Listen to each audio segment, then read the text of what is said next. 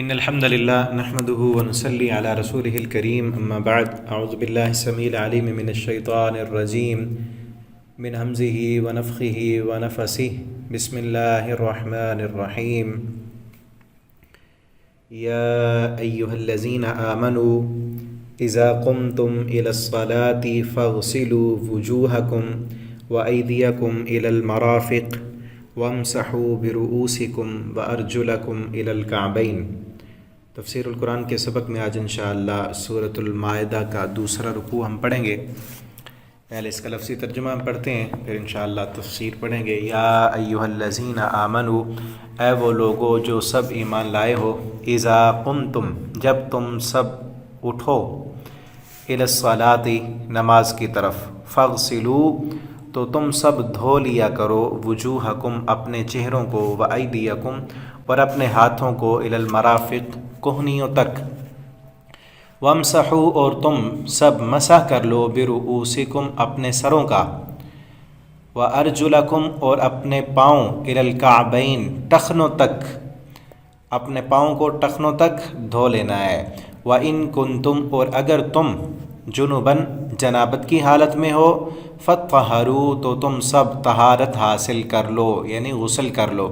وَإِن كُنتُم مَرْضَىٰ، اور اگر ہو تم مریض، بیمار، او علی سفر، یا کسی سفر پر ہو، او جاء احد، یا آیا ہو کوئی ایک، منکم، تم میں سے، من الغائط، بیت الخلاء سے، او لمستم النساء، یا تم نے صحبت کی ہو عورتوں سے، فلم تجدوا، پھر نہ تم سب پاؤ، ماءً، پانی کو، فتیمموا، تو تم سب تیمم کر لو، صعیداً طیبا، پاک مٹی سے، فامسحوا، پس تم مسح کرو، بوجوہکم، اپنے چہروں کا، وایدیکم، اور اپنے ہاتھوں کا، منہ، اس مٹی سے، ما یرید اللہ، نہیں چاہتا اللہ تعالی، لیجعل، کہ وہ ڈالے، علیکم، تم پر، من حرج، کوئی تنگی، اللہ تعالی تم پر کوئی تنگی نہیں ڈالنا چاہتے، ولیکن یرید لیطہرکم، اور لیکن وہ چاہتا ہے کہ وہ پاک کرے تمہیں، ولیتم نعمتہ، اور تاکہ وہ پوری کرے اپنی نعمت کو،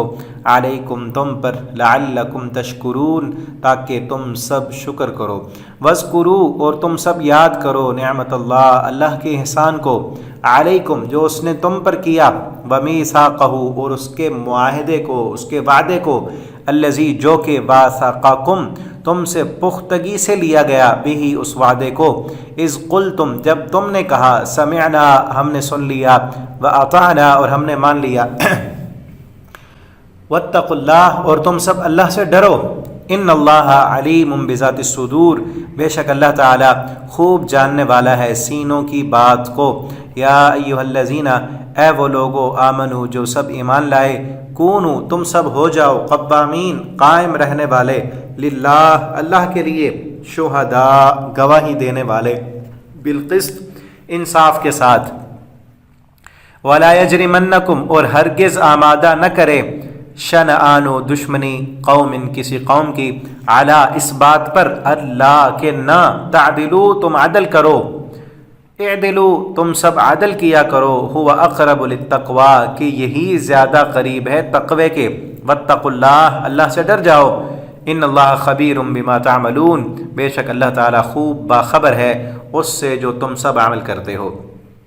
وعد اللہ، وعدہ فرمایا ہے اللہ تعالی نے، الذین، ان لوگوں سے، آمنوا، جو سب ایمان لائے، وعملوا الصالحات، اور سب عمل کرتے رہے نیک، لہم مغفرہ، ان کے لیے بخشش ہے، واجر عظیم، اور بہت بڑا اجر ہے، والذین، اور وہ لوگ، کفروا، جن سب نے کفر کیا، وکذبوا، اور جھٹلا دیا، بآیاتنا، ہماری آیتوں کو، اولئک اصحاب النار، وہی لوگ جہنم والے ہیں۔ یا ایھا الذین آمنوا اذکروا نعمت اللہ، اے وہ لوگو جو ایمان لائے ہو، یاد کرو اللہ کی نعمت کو، اللہ کے احسان کو، علیکم، جو اس نے تم پر کیا، اذ ہم قوم، جب ارادہ کر لیا تھا ایک قوم نے، ان یبسطوا، کہ وہ بڑھائیں، الیکم، تمہاری طرف، ایدیہم، اپنے ہاتھوں کو، فکف، تو روک دیا اس نے، ایدیہم، ان کے ہاتھوں کو، عنکم، تم سے، واتقوا اللہ، اللہ سے ڈر جاؤ، ان وعلی اللہ فلیتوکل المؤمنون، اور اللہ پر ہی بھروسہ کرنا چاہیے سب ایمان لانے والوں کو۔ یہاں تک یہ رکوع کمپلیٹ ہوا۔ ابھی اس کی تفسیر ہم پڑھتے ہیں۔ اس رکوع کی جو پہلی آیت ہے، اہم ترین اسلام کا بنیادی مسئلہ اس میں بیان ہو رہا ہے، اور وہ ہے طہارت کا۔ طہارت کا 3 چیزیں بیان ہوئی ہیں اس میں، ایک ہے وضو، ایک ہے غسل، اور تیسرے نمبر پر تیمم۔ ٹھیک ہے، اس کا طریقہ، ان تینوں چیزیں کب کرنی ہے وہ یہاں پر بیان ہو رہا ہے۔ اور یہ تینوں چیزیں کتاب الطہارہ، جو احادیث کی کتابیں ہیں، صحیح البخاری ہے، مسلم ہے، ابو داؤد، نسائی، ترمذی، تمام جو جامع کتابیں ہیں جن کے اندر ترتیب کے ساتھ مسائل، جو ترتیب کے ساتھ ان میں عنوان لکھے جاتے ہیں، تو یہ کتاب الطہارہ میں یہ عنوان اکٹھے آتے ہیں۔ پہلے غسل ہوتا ہے، سب سے پہلی چیز پاکیزگی ہے، ٹھیک ہے نا۔ یہاں یہی ہے، اے ایمان والو جب تم اٹھو نماز کے لیے، قم تم کمانا قیام ہوتا ہے، کھڑا ہونا، لیکن یہاں کھڑا ہونا نہیں ہے، یعنی جب کھڑے ہو جائیں پھر تو وضو نہیں کرنا، یہاں ہے ارادہ کرنا، جب اٹھو ارادہ کرو تم نماز کا۔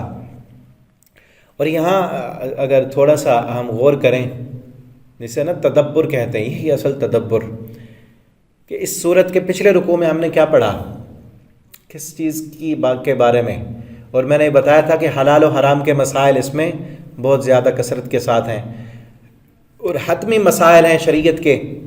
پچھلے رکوع میں ہم نے شروع میں پڑھا کیا کیا چیزیں کھانی ہیں، کھانے کے لیے کیا چیزیں حلال ہیں اور کیا حرام ہیں، وہ ڈیٹیل اللہ تعالیٰ نے بتائی کہ انسان کے جسم کی کیا ضرورت ہے، جسم کی ضرورت کو حلال طریقے سے پورا کریں گے تو تب اس دنیا میں درست رہیں گے، بیماریوں سے بچے رہیں گے، پریشانیوں سے بچیں گے، اور عبادت میں دل لگے گا، ٹھیک ہے نا۔ اور پھر دوسرے نمبر پر ایک اور ضرورت بھی ہے، انسان کی جنسی ضرورت، خواہش نفس، اس کی تسکین کے لیے بھی کیا کہا گیا، وہ بھی پچھلے رکوع میں ہم نے پڑھا نا، کہ والمحصنات من المؤمنات والمحصنات من الذین اوتوا الکتاب من قبلکم، پاک دامن عورتیں مومنوں میں سے، اور پاک دامن اگر مومنوں سے میسر نہیں ہے تو پھر اہل کتاب کی پاک دامن عورتیں، اپنی جنسی تسکین کے لیے بھی پاکیزہ چیز، پاکیزہ عورتیں، زانیہ، فحاشی، بدکاری کی طرف جانے والی نہیں، ورنہ آج راہیں حرام کی طرف، اپنے جسم کی ضرورت کو پورا کرنے کے لیے بھی حرام، رشوت، سود، حرام کے کھانے، سب کچھ موجود ہے، اور جنسی ضرورت کو پورا کرنے کے لیے بھی حرام راہیں موجود ہیں۔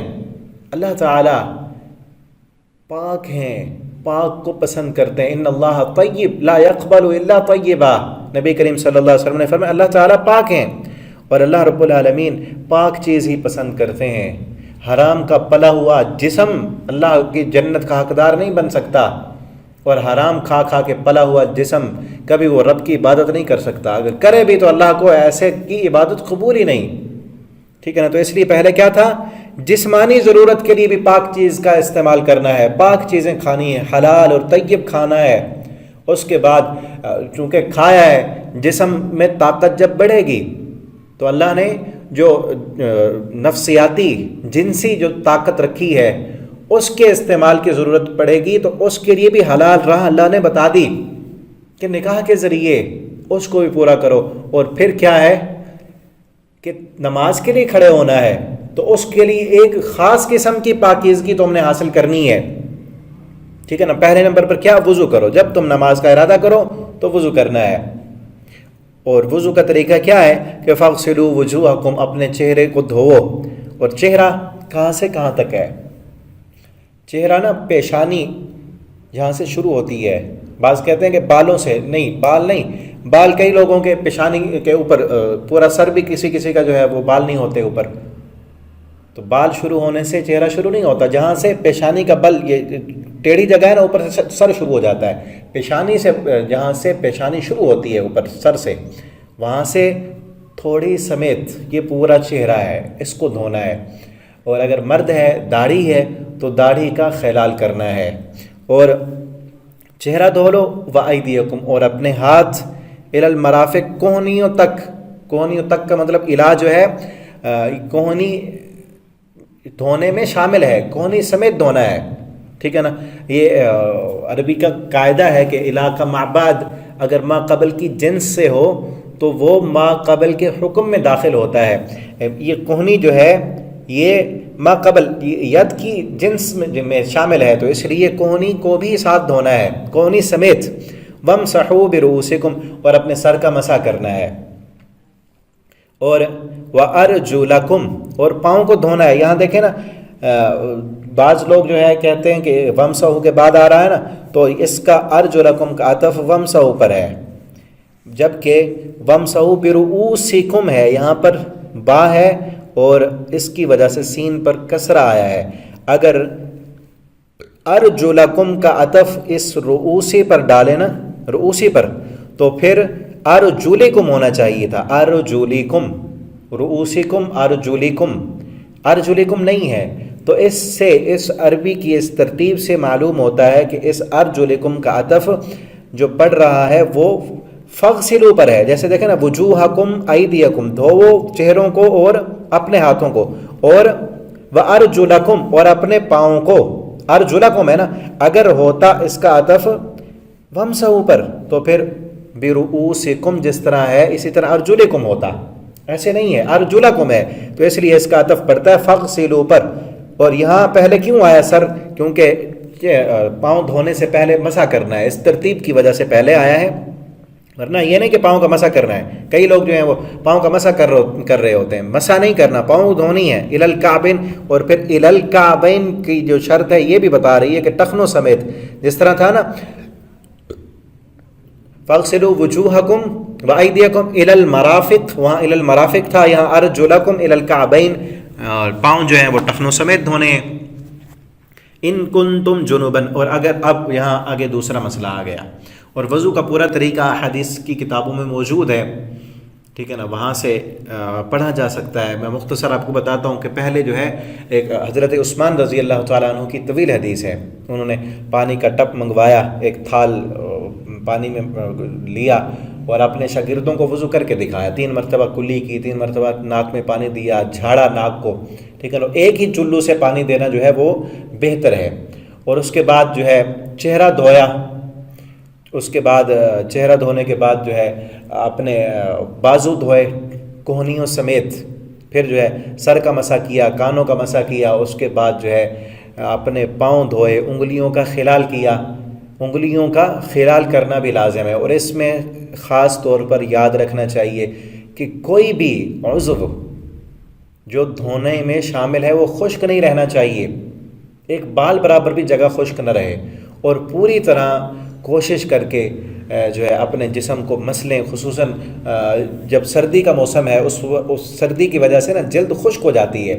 اور جب پانی جلدی اگر بہا لیا جائے نا تو جلد کے اندر تک وہ پوری جو ہے تر نہیں ہوتی جلد، اور اوپر سے پانی بہہ کر چلا جاتا ہے، ٹھیک ہے نا. اور اس میں خواتین جو ہیں وہ یہ بات یاد رکھیں کہ اگر ناخنوں کے اوپر نیل پالش لگائی ہوئی ہے، ایسی نیل پالش جس نے ناخنوں کو اوپر جو ہے بالکل کور کر دیا ہے، تو ان کا وضو نہیں ہوگا اور غسل بھی نہیں ہوگا. جب غسل نہیں ہوگا، وضو نہیں ہوگا، تو نماز ہی نہیں ہوگی، ٹھیک ہے نا. تو ایسی چیزوں سے پرہیز کریں، ٹھیک ہے، جو ہماری طہارت میں رکاوٹ بن جائیں.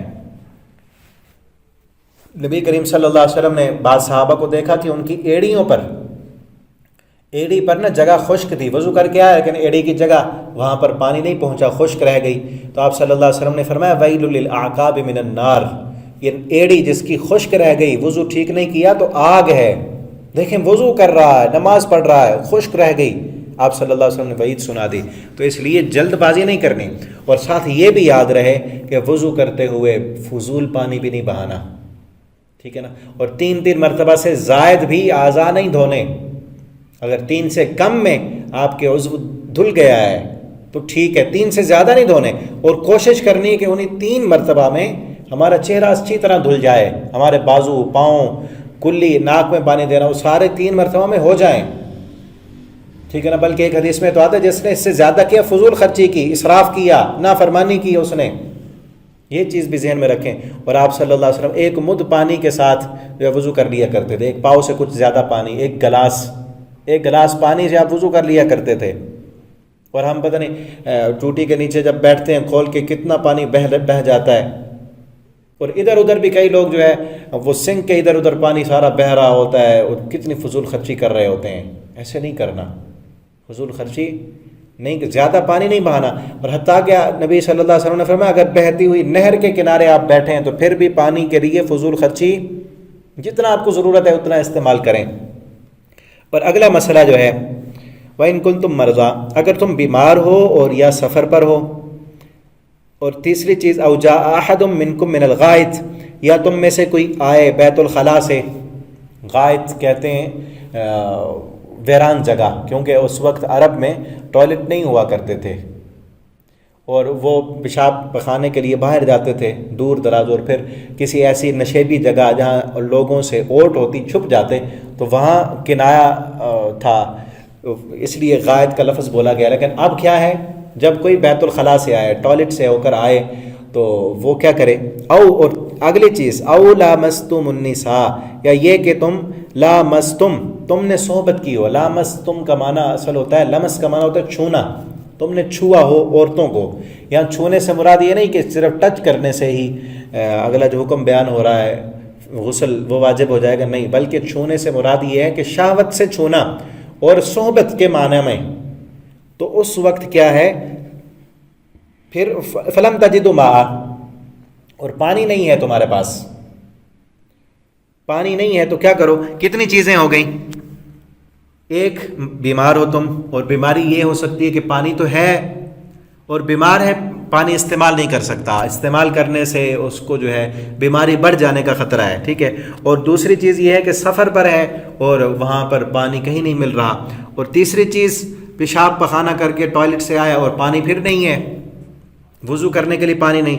اور اگلی چیز اور غسل فرض ہو چکا ہے، عورت سے صحبت کی. اور یہاں یہ چیز بھی اس میں شامل ہے، ایک تو ہے صحبت کرنے سے غسل واجب ہو گیا، اور دوسرا احتلام سے غسل واجب ہو گیا ہے، اور تیسرا یہ کہ کسی عورت کو مینسز آئے ہیں اور وہ ختم ہوئے ہیں اب، یا بچے کی پیدائش کے بعد جو خون جاری ہوتا ہے نفاس کا وہ ختم ہوا ہے، ٹھیک ہے. یہ ساری چیزیں جن پر غسل جو ہے واجب ہو جاتا ہے. اور یہاں یہ چیز بھی یاد رکھیں کہ احتلام اگر کسی کو ہوا ہے اس کے لیے غسل تب فرض ہوگا جب وہ دیکھے گا اپنے کپڑوں میں کہ احتلام کے نشان موجود ہیں، تو غسل فرض ہے. چاہے اس کو رات کو کوئی خواب نظر آئی یا نہیں آئی، غسل ہو جائے گا، ٹھیک ہے. اور اگر خواب میں اس نے کچھ دیکھا لیکن صبح کو کپڑے اس کے ٹھیک ہیں، غسل نہیں ہوگا. یہ نبی کریم صلی اللہ علیہ وسلم کی حدیث ہے، الماء من الماء. اور یہ جو چیزیں ہیں نا، یہ ہماری بنیاد، اس لیے میں وضاحت کے ساتھ بیان کر رہا ہوں، یہ بنیادی چیز ہے. اگر طہارت ہی نہیں ہوئی صحیح طریقے سے ہماری تو نماز نہیں ہوگی. وضو ٹھیک طریقے سے نہیں کیا، نماز نہیں ہوگی. نماز نہ ہوئی تو ہماری زندگی کس کھاتے کی. بنیادی مسائل ہیں، اپنے بچوں کو بتائیں، سب کو بتائیں، یہ پہنچائیں مسلمانوں تک. کئی لوگ نا ان پر ایسے مسائل جب سنتے ہیں تو اعتراض برائے اعتراض کرتے ہیں کہ مولویوں کو اور کوئی کام ہی نہیں ہے. اور بلکہ یہودیوں نے یہ اعتراض کیا تھا، نبی کریم صلی اللہ علیہ وسلم جب ایسے مسائل بتاتے، پیشاب پخانے کا آپ طریقہ بتاتے، آپ یہودیوں نے کہا کہ تمہارا کیسا نبی ہے، تمہیں ہر چیز بھی بتاتا ہے. تو صحابی رسول کہنے لگے ہمیں تو اس بات پر فخر ہونا چاہیے، یہ بنیادی چیز ہے، یہ اسلام، یہ طہارت، یہ استنجا کرنے کا طریقہ. اور کئی لوگ کہتے ہیں کہ دنیا جو ہے چاند پر پہنچ گئی، مولوی ابھی استنجے کے طریقے بتا رہے ہیں. بھئی یہ بنیاد ہے، استنجا ٹھیک نہ کرنے کی وجہ سے، صحیح مسلم کی حدیث ہے، قبر کا عذاب ملتا ہے. نبی کریم صلی اللہ علیہ وسلم دو قبروں کے درمیان سے گزرے، دونوں کو عذاب ہو رہا تھا. آپ صلی اللہ علیہ وسلم کو بتایا گیا، آپ صلی اللہ علیہ وسلم نے فرمایا دو قبر والوں کو، دونوں کو عذاب میں گرفتار ہیں. وجہ اور سبب کیا ہے؟ ایک ان میں سے غیبت چغلیاں کیا کرتا تھا، دوسرا پیشاب کے چھینٹوں سے بچا نہیں کرتا تھا. اس کو پیشاب کرنے کا جو طریقہ شریعت نے بتایا اس نے احتیاط نہیں کی، چھینٹوں سے نہیں بچا.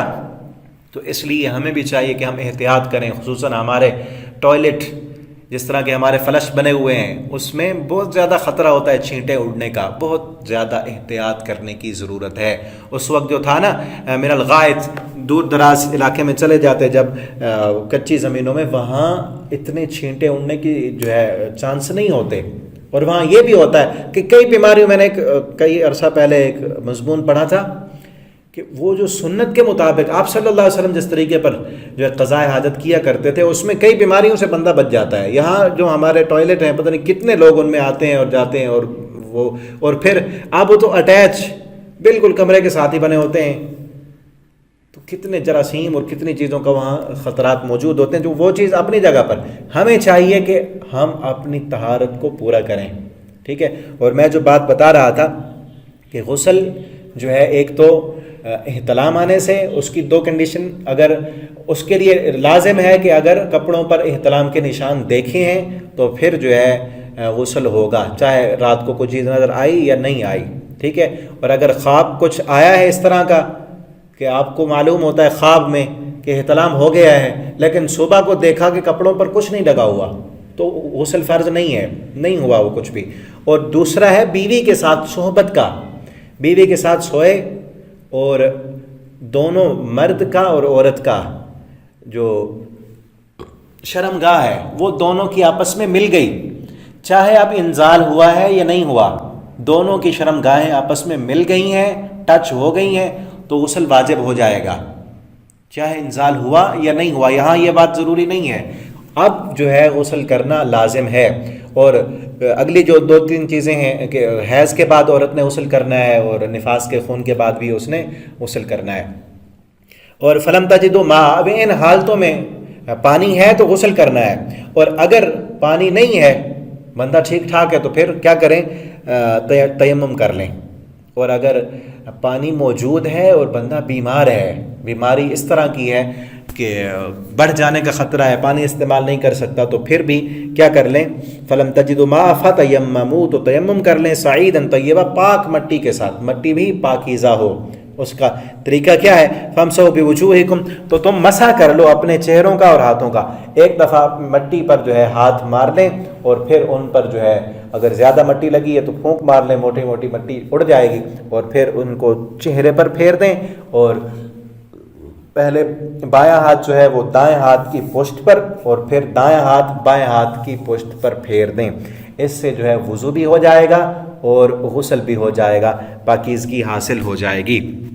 اور یہ کیوں ہے، یرید اللہ لیجعل علیکم من حرج، اللہ چاہتا ہے کہ تم پر کسی قسم کی کوئی تنگی نہ ہو، کوئی مشکل نہیں ڈالنا چاہتا کہ اب ڈھونڈو پانی، دور دراز تک جاؤ یا اسی حالت میں رہو، نہیں، یہ لازم ہے کہ تم نے پاکیزگی کرنی ہے اور نماز پڑھنی ہے، یہ فرض ہے، اس کی چھٹی نہیں ہے کسی بھی حالت میں، کیونکہ یہ زندگی کا مقصد کیا ہے، اللہ کی عبادت، حلال کھانا ہے، پاک کھانا ہے، طیب کھانا ہے، جسمانی ضروریات بھی حلال طریقے سے پوری کرنی ہے، نفسیاتی جنسی ضروریات بھی حلال طریقے سے پوری کرنی ہے، اور پھر روحانی جو خوراک اور غذا تمہاری روح کو ملے گی، اس کے لیے بھی خاص قسم کی پاکیزگی حاصل کر کے تم نے اللہ کی بارگاہ میں آ کر جھکنا ہے۔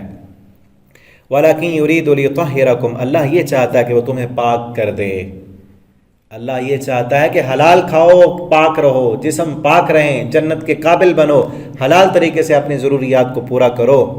وَلِيُتِمَّ نِعْمَتَهُ عَلَيْكُمْ، اللہ تم پر اپنی نعمت کو پورا کرنا چاہتا ہے، یہ نعمت اسلام، اللہ تمہیں اپنی اس نعمت کو پورا کر دینا چاہتا ہے، ورنہ تم پلید کے پلید ہی رہتے۔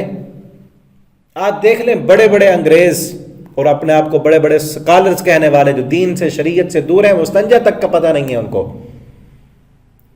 نہیں کرتے وہ، اور ان کے جسموں سے بو آتی ہے۔ کیا وجہ، یہ کتنی بڑی نعمت ہے اللہ کی کہ اللہ نے طہارت اور پاکیزگی سکھا دی ہمیں، ورنہ پلید ہی رہتے، جسم ناپاک ہی رہتے۔ اور ان سے پھر جو بندہ یہ چیزیں نہیں کرتا نا، صحیح طریقے سے استنجا کرنا نہیں آتا، طہارت نہیں آتی، غسل نہیں کرتا، وہ پلید رہتا ہے اور جسم بیماریوں کی طرف ہی بڑھتا جاتا ہے، کبھی اس کو نہ روحانی سکون مل سکتا ہے نہ جسمانی سکون اس کو مل سکتا ہے۔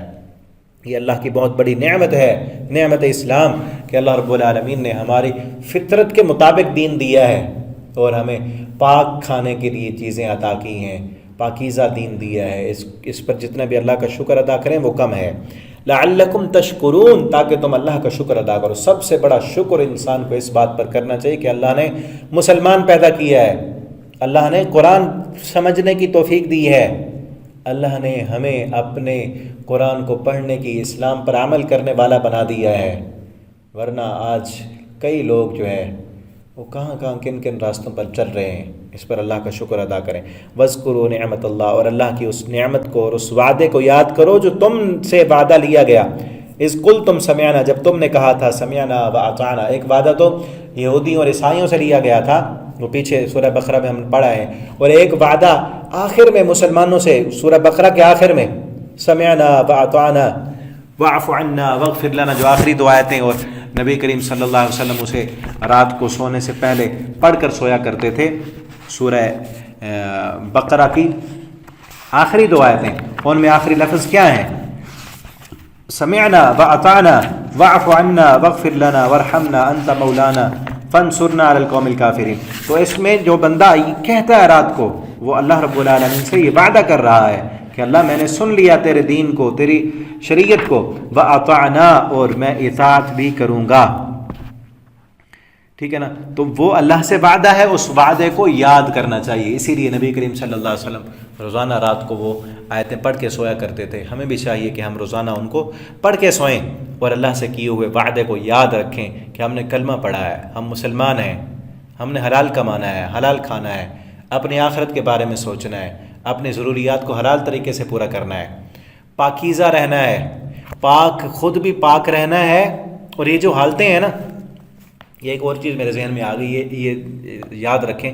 ایک ہے بے وضو کی حالت، آپ نے وضو نہیں کیا، بے وضو کی حالت میں رہنا کوئی گناہ نہیں ہے، نہ یہ اتنا ناپسندیدہ ہے۔ بہتر ہے کہ آپ ہمیشہ وضو کی حالت میں رہیں، افضل ہے۔ گناہوں سے بچے رہیں گے، برے خیالات سے بچیں گے۔ اور ان کے لیے میں کہوں گا کہ جن کو برے خیالات آتے ہیں نا، نیٹ پر بیہودہ چیزیں دیکھتے ہیں، ادھر ادھر کے خیالات آتے ہیں، برائیوں کے خیال آتے ہیں، تو ان کے لیے یہ نسخہ کیمیا ہے کہ ہمیشہ باوضو رہیں۔ ٹھیک ہے؟ لیکن اگر باوضو رہنا لازم نہیں ہے، لازم ہے صرف نماز کے لیے، قرآن پڑھنے کے لیے بھی باوضو ہونا فرض نہیں ہے، لازم نہیں ہے۔ ہاں بہتر ہے وضو کر کے آپ قرآن پڑھیں۔ ٹھیک ہے؟ اور دوسری چیز کہ اگر غسل فرض ہو گیا ہے تو اس حالت میں زیادہ وقت گزارنا کوئی اچھی بات نہیں ہے، جتنا جلدی ہو سکتا ہے غسل کریں۔ ٹھیک ہے نا؟ ہاں رات کو نبی کریم صلی اللہ علیہ وسلم کا معمول تھا، امی عائشہ رضی اللہ تعالیٰ عنہ فرماتے ہیں آپ اپنی بیویوں کے ساتھ رہتے، صحبت کرتے، اور بغیر پانی کو ہاتھ لگائے آپ سو جاتے، صبح اٹھ کر آپ صلی اللہ علیہ وسلم غسل کرتے۔ ہاں لیکن یہ نہ ہو کہ نماز رہ رہی ہے اور پڑے ہوئے ہیں، سوئے ہیں جانوروں کی طرح، اس طرح یہ تو مسلمان کا شیوا نہیں ہے۔ ٹھیک ہے؟ اور اس کے لیے اگر مسجد میں سویا کوئی بندہ، وہ اس حالت میں آ گیا ہے، اس نے غسل کرتا ہے، فوراً اسی وقت مسجد سے نکل جائے، اٹھ جائے، کہیں اور جا کے سو جائے، نہیں تو غسل کرے۔ ٹھیک ہے؟ تو اس حال میں رہے۔ اور اسی طرح نفاس سے کوئی عورت فارغ ہوئی ہے، مینسز اس کی ختم ہوئے ہیں، تو وہ بھی فوراً لیٹ نہ کرے، فوراً اسی وقت غسل کرے اور اس پاکیزگی میں آئے۔ ٹھیک ہے؟ غسل کے بعد پاک ہو جائے۔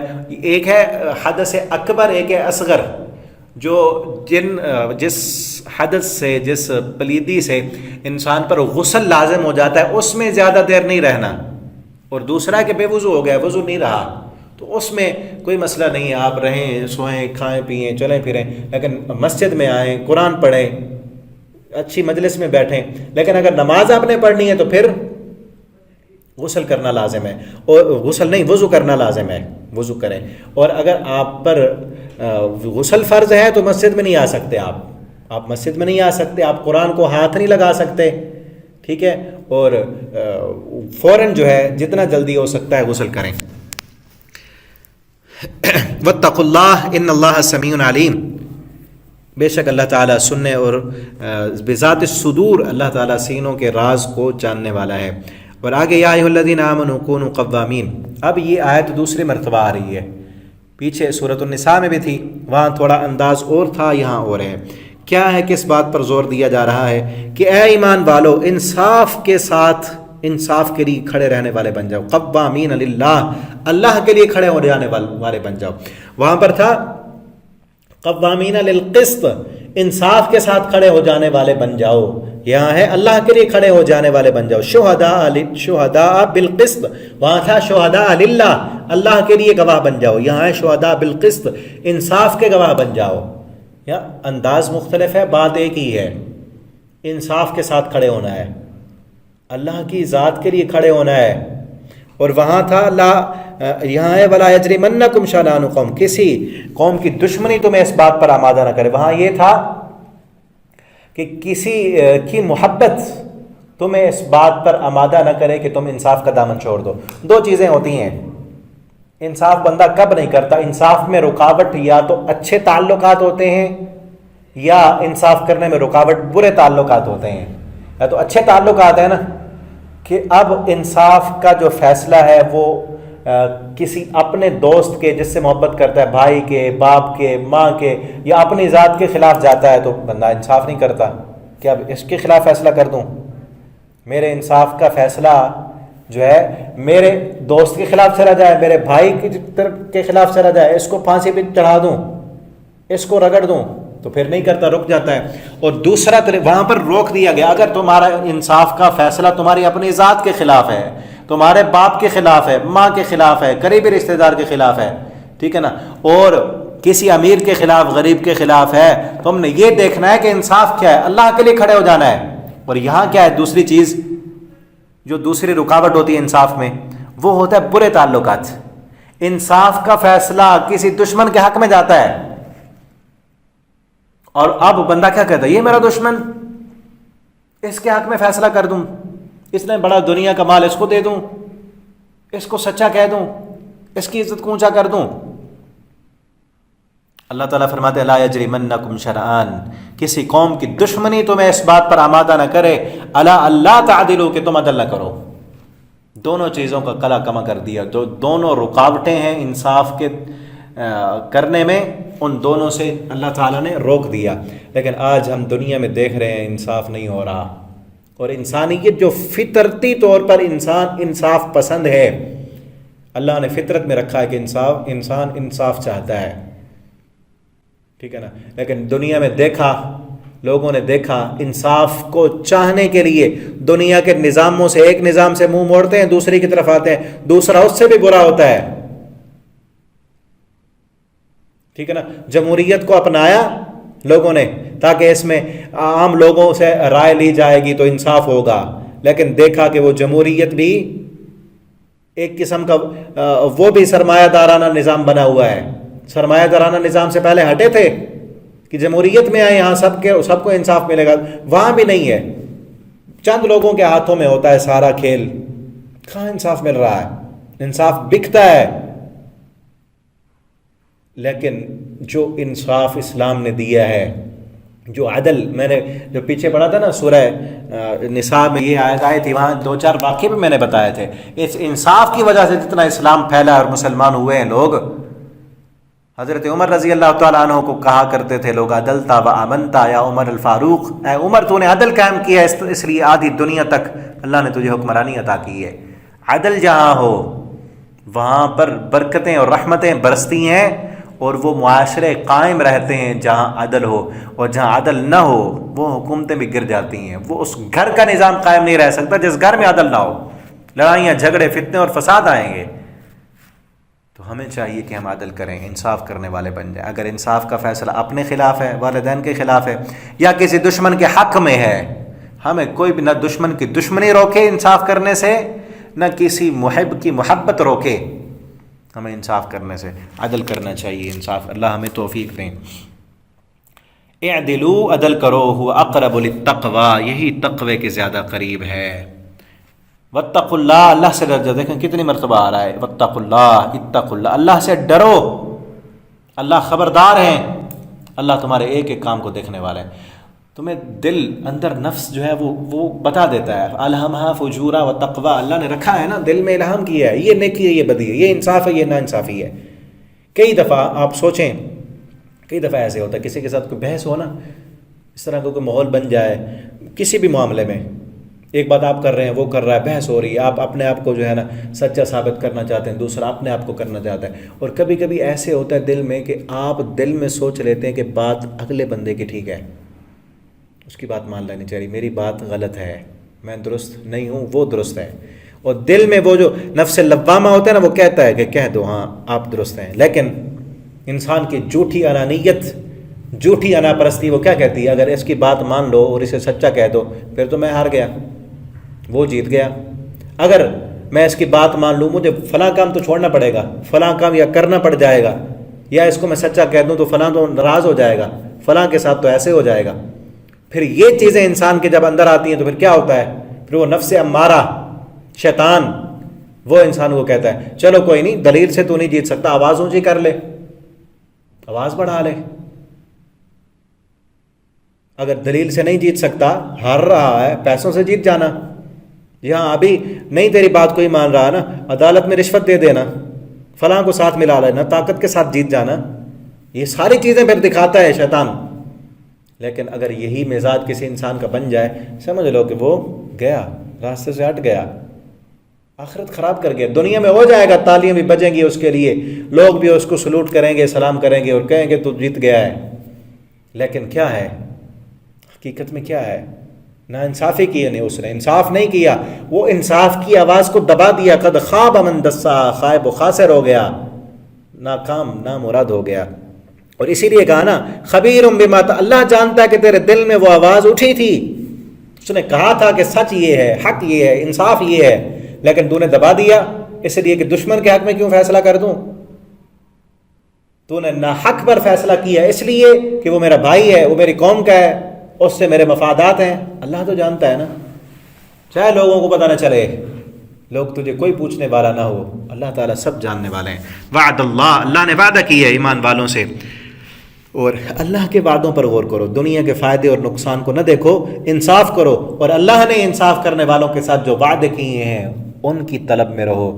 دنیا میں چونکہ انصاف جو ہوتے ہیں نا، عادل جج، ان کو بڑے تحائف تحفے وہ بھی ملا کرتے ہیں. اس لیے اللہ فرماتے ہیں ان کو نہ دیکھو، دنیا کی طرف نہ دیکھو. لوگ تمہیں رشوتیں دے کر، پیسے دے کر اپنے ہاتھ میں فیصلے کرانا چاہتے ہیں، تم نے اللہ کے لیے کھڑے ہونا ہے. ان کے تحفوں اور تحائفوں اور دنیا کے انعامات اور اکرامات اور لالچوں میں نہیں جانا، بلکہ یہ دیکھنا ہے وعد اللہ، اللہ نے جو وعدے کیے ہیں وہ کن کے لیے، انصاف کرنے والوں کے لیے، ایمان والوں کے لیے، عمل صالح کرنے والوں کے لیے. وہ کیا ہے، لہم مغفرہ، مغفرت بھی ہے، اجر عظیم بھی ہے.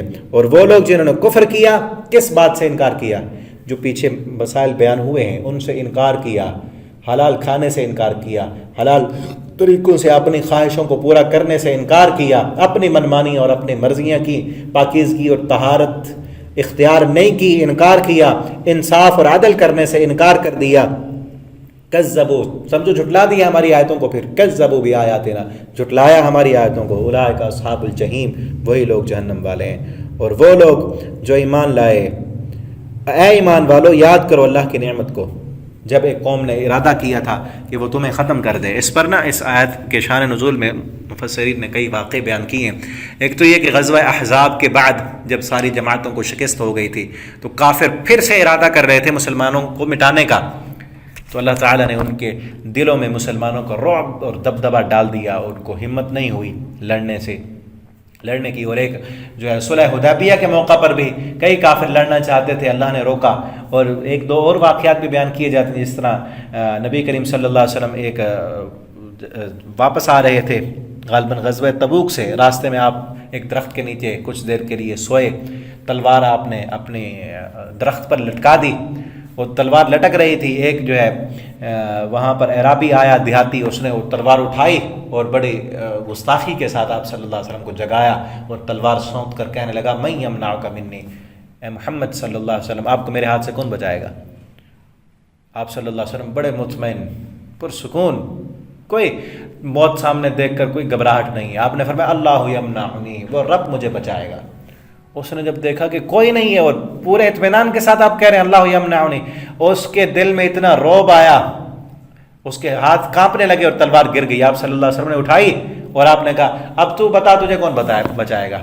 تو وہ کہنے لگا ہے محمد صلی اللہ علیہ وسلم آپ بدلے نہیں لیا کرتے، آپ صلی اللہ علیہ وسلم نے اسے معاف کر دیا، وہ مسلمان ہو گئے۔ ایک یہ واقعہ بیان کیا جاتا ہے، اور ایک یہ بھی ہے، آپ صلی اللہ علیہ وسلم گئے یہودیوں کے قبیلے میں کوئی کسی کام سے، تو انہوں نے پلان بنایا ہوا تھا کہ نبی صلی اللہ علیہ وسلم یہاں اس پہاڑی کے ساتھ گزریں گے نا، اوپر ایک بندہ بٹھایا تھا، اس کے ہاتھ میں بڑا پتھر تھا کہ پتھر پھینک کر معاذ اللہ آپ صلی اللہ علیہ وسلم کو ہم یہیں پر ہی قتل کر دیں گے۔